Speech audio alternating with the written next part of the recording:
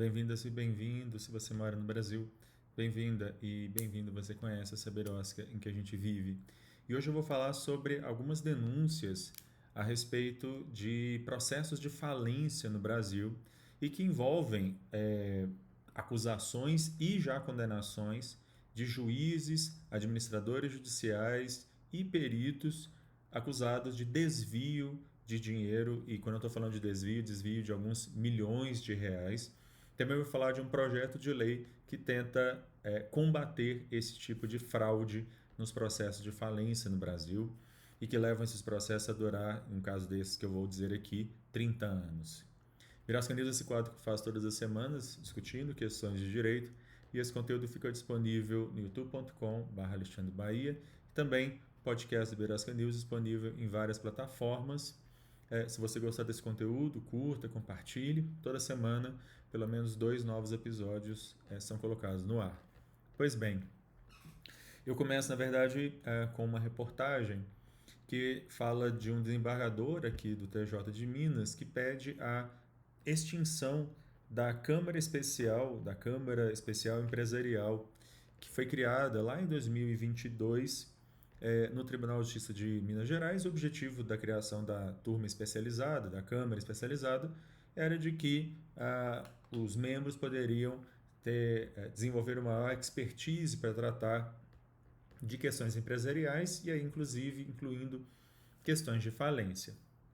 No entanto, a grande mote aí dessa reportagem e a discussão que ela e uma outra reportagem do Estado de Minas também levantam é sobre os desvios, acusações e efetivamente punições de juízes, de administradores da massa falida, administradores judiciais e também de peritos.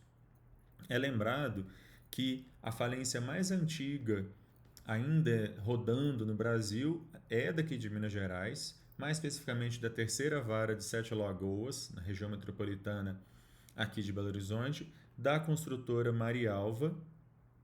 E só para vocês terem uma ideia, nesse processo, que já dura quase 30 anos, ele já passou por 2 juízes.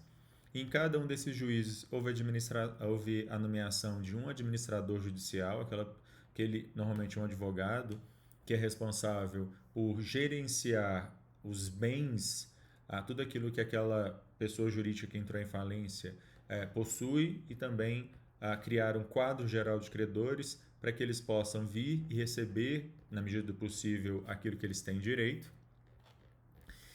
E não só esses administradores foram afastados, como os 2 juízes que já então presidiram esse processo, os 2 também foram afastados. Um deles, quando já corria um processo administrativo disciplinar contra ele, requereu a aposentadoria antecipadamente, justamente para escapar aí desse processo, pelo menos é isso que diz a reportagem do Estado de Minas, e um outro foi efetivamente aposentado compulsoriamente pelo Tribunal de Justiça de Minas Gerais com acusações de desvio de dinheiro e ou mal condução dos processos. Tudo isso de acordo com o que foi apurado pelo Estado de Minas. Esse processo está no CNJ atualmente, o Conselho Nacional de Justiça, não o processo, mas acusações de fraudes, desvios, etc., estão sendo apuradas no CNJ. E a Polícia Federal, lá em 2020, já havia atuado em cima desse processo, o que levou ao afastamento de um juiz. Lá em 2020, a Polícia Federal investigou esse juiz da terceira vara, de então, o Flávio Crete. Ele já tinha sido afastado pelo CNJ sob acusação de ter desviado mais de 50 milhões de reais e agindo em conluio aí com o administrador judicial. De novo, tudo de acordo aí com a reportagem. E aí o Tribunal de Justiça de Minas Gerais efetivamente afastou esse juiz desse caso.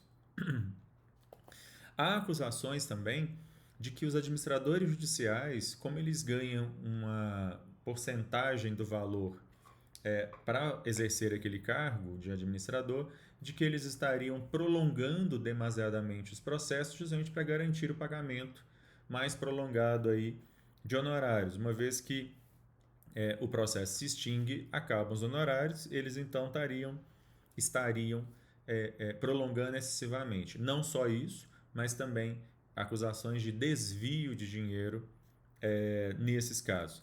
Não só o caso da construtora Marialva, mas a reportagem lembra também a falência, o processo de falência da construtora 123 Milhas e de vários outros grandes, consórcio Unialto, a liquidação de um banco, enfim, do Banco Progresso, da própria Samarco, e que uma boa parte desses casos são centralizados em dois escritórios daqui de Belo Horizonte,